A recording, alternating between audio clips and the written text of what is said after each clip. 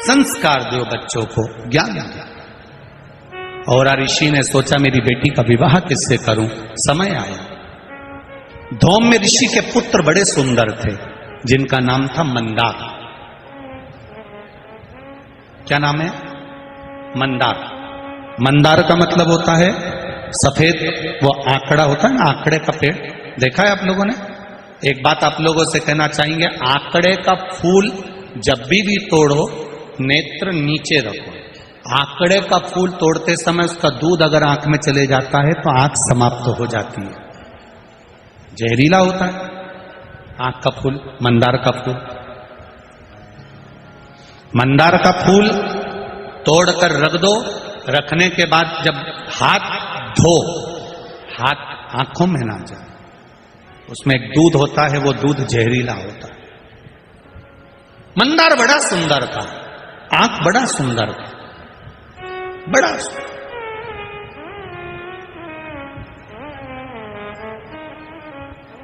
ये शिवजी का चौथा फूल है, मंदार का फूल। शिवजी का पहला पारिजात, दूसरा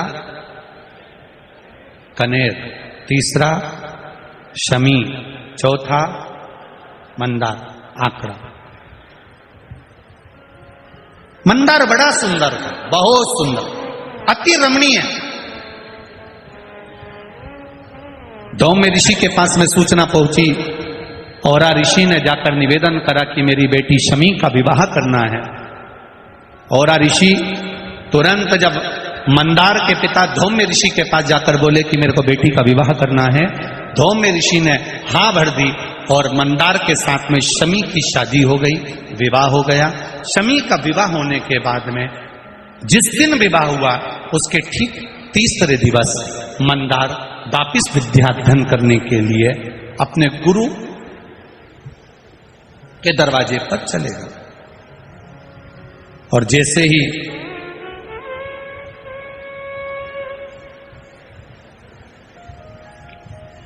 गुरु के द्वार पर पहुंचे,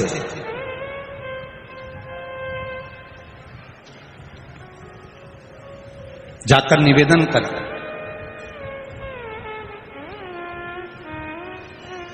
विद्याध्ययन प्रारंभ हुई। विवाह का तीसरा दिन था जिस दिन चले गए। मंदार जब सोनक ऋषि के यहां पर विद्याध्ययन करने के लिए गए, विद्याध्ययन करने के लिए पहुंचे, समय बीतता गया, बीतता गया, बीतता गया और उन्होंने विद्याध्ययन कर ली। विद्याध्ययन करने के बाद मंदार वापिस अपनी धर्म पत्नी के पास जाते हैं और धर्म पत्नी के पास जब अपने घर पहुंचते हैं, आज तुरंत सोनक ऋषि का दर्शन करने के लिए उनकी धर्मपत्नी शमी ने अपने पति मंदार से निवेदन करा कि मुझे आपके गुरु का दर्शन करना, आपके गुरु का दर्शन करना है मुझे। मंदार ने कहा चल, चलिए। मंदार शमी को लेकर चल दिए। चलते चलते चलते चलते बीच में भुरसुंडी ऋषि का आश्रम पड़ गया।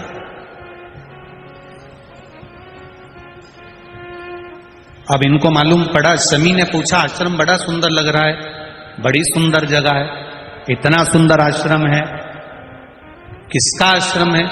मंदार ने कहा यहां पर भुरसुंडी बाबा रहते हैं, बड़े पहुंचे हुए संत है, पर आज तक मैं मिला नहीं हूं, आज तक मैं उनसे मिलना नहीं हुआ, आज तक मैंने केवल सुना है पर मिला नहीं। शिव महापुराण की कथा कहती है आप जिसकी निंदा कर रहे हो एक बार उससे जाकर मिलना जरूर। क्या वो निंदा के लायक है? उससे एक बार जाकर मिलना जरूर, उसके पास पहुंचना जरूर। निंदा करते हैं ना तो उसका पाप हमारे माथे चढ़ता चले जाता है। निंदा करने वाला, जिसकी हम निंदा कर रहे हैं उसका पाप। एक कथा पहले कही थी, आप लोगों के स्मरण में होगा। एक राजा को एक बीमारी लग गई, पूरा शरीर टपक रहा, गिर रहा, पूरा शरीर टपक रहा, गिर रहा, बड़ी भयंकर बीमारी।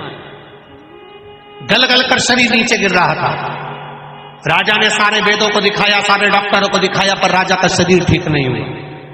आखिरी में राजा ने विचार कर अब करूं तो करूं क्या। गुरु जी के पास गया, गुरुदेव मेरे शरीर में एक रोग लग गया, शरीर टपक टपक कर जमीन पर गिर रहा है गुरुदेव, मेरा शरीर गल रहा है गुरुजी, आप बताओ कुछ अच्छा बता दीजिए। गुरुजी ने कहा राजन तेरा शरीर गिर रहा, हाँ टपक रहा, हाँ शरीर गल रहा, हाँ। राजन तेरा भाई था ना, वो तो मर गया, भाभी कहाँ है? घर में।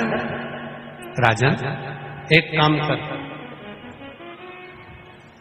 जहां जिस कक्ष में तेरी भाभी सोती है उस कक्ष के बाहर रात्रि के समय पर जाकर दरी बिछाकर सोना चालू कर दे। किसी को बताना मती, किसी को बोलना मती, किसी से कुछ कहना मती, बस भाभी के कमरे के बाहर जाकर सोना चालू कर दे। ठीक है महाराज, इससे अच्छा हो जाऊंगा? बिल्कुल अच्छा हो जाएगा, जा सो। अब गुरु जो बताता है बड़ा विचित्र बताता है। दुनिया के लोगों को भले लगता है क्या शंकर जी को जल चढ़ाने से ऐसा हो सकता है, क्या बेलपत्र चढ़ाने से ऐसा हो सकता है, क्या धतूरा चढ़ाने से ऐसा हो सकता है, क्या शहद चढ़ाने से ऐसा हो सकता है, क्या चावल का दाना चढ़ाने से ऐसा हो सकता है, क्या शंकर जी के मंदिर में सफाई करने से, शिव जी के मंदिर को धो देने से शंकर के मंदिर को साफ कर गया, उसके मर गया, उसके कमरे में जाकर सोता। भाई मर गया और राजा भाभी के कमरे में जाकर सोता। एक दासी ने दूसरी से कहा, दूसरी ने तीसरी से कहा, तीसरी ने चौथी से कहा, चौथी ने पांचवी से कहा। बात पूरे नगर में फैल गई। लोग राजा को गालियां देने लगे, अपशब्द कहने लगे, ताना देने लगे, आड़ा टेढ़ा कहने लगे, कोसने लगे, खूब अपशब्द कहने लगे। राजा धीरे धीरे धीरे धीरे राजा का शरीर अच्छा होते चले गया, राजा का शरीर ठीक होते होते चला गया। राजा एक नारियल लेकर, श्रीफल लेकर गुरुजी के पास पहुंच गया। गुरुजी, किसी डॉक्टर की दवाई नहीं लगी, किसी वेद की औषधि नहीं लगी, केवल भाभी के कमरे के बाहर सोने से मेरी बीमारी ठीक हो गई। कैसे हो गई? गुरुजी ने कहा राजा तेरा पाप बहुत बढ़ गया था, उस पाप को समाप्त करने के लिए तेरी निंदा करवाना प्रारंभ करी, तेरी बुराई करवाना प्रारंभ करी। दुनिया के लोगों ने जब तुझे गाली देना चालू करा, अपशब्द कहना चालू करा, बुराई करना चालू करा, निंदा करना चालू करा, तो तेरा रोग, तेरी बीमारी अपने आप समाप्त हो गई। तेरा रोग मिट गया, तेरी बीमारी समाप्त। तुम देखना, अपने अपने घरों में देखना, बहू का घुटना दुख है, बहू की कमर दुख है, बहू की पीठ दुख है, बहू का सिर दुख है, बहू का हाथ दुख है, बहू का पांव दुख है, और 70 साल 80 साल की डोकरी का कुछ नहीं दुख है।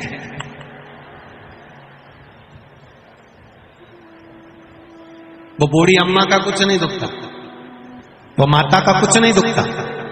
कारण क्या है? कभी तुमने सोचा? अरे ओ बदनावर वालों, कभी विचार करा कि सास का कुछ नहीं दुखता? सवेरे 4 बजे 5 बजे उठती, झाड़ू लगा लेती, दांत अभी तक जोरदार, चना भी खा जाती, और तू देखे तो 2-3 बार तो कुल्ला करके आती, आंखें इतनी बढ़िया कि अभी भी सुई में धागा पिरो ले, और तू सुई में धागा पिरोए तो 2 बार चश्मा को उतार के साफ करके फिर चढ़ा ले। कभी विचार करा? सुबह 4 बजे से घर की बुजुर्ग माँ काम में लग जाती है, 4 बजे से गोबर, झाड़ू, बर्तन, ये वो करते करते करते करते सुबह जल्दी नहा नुआ के मंदिर जाके फिर आके काम में लग जाए। रात को सोते सोते तक भी कोई काम बता दे तो वो काम कर दे। मेहमान आए पानी पिला दे, रोटी बना दे, सब्जी बना दे, खिला खिलू के नची। और तेरे शरीर में कष्ट, बहू का हाथ दुखे, पांव दुखे, सिर दुखे, कमर दुखे। कभी विचार करा कि बूढ़ी माँ को कुछ नहीं होता और तुझे क्यों होता? उसका कारण केवल एक ही है, घर की बहू मायके में जाकर सास की इतनी बुराई करती, इतनी बुराई करती, इतनी बुराई करती कि सास एकदम जोरदार होती चली जाती है। सास बीमारी नहीं होती, क्योंकि बुराई करते करते करते करते उसके पूरे रोग, पूरी बीमारी समाप्त। इसलिए सास होन आज भी एकदम ओल्ड इज गोल्ड, आज भी जो।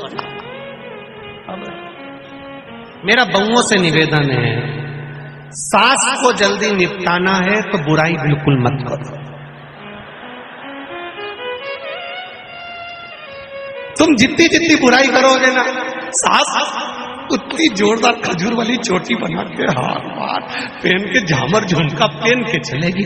और तुम बुराई करना बंद कर दोगे तो सास भी धीरे धीरे धीरे धीरे धीरे धीरे फिर पलंग पे मिलेगी। अगर तुम जितनी बुराई करोगे उतनी वो रसोई घर में मिलेगी।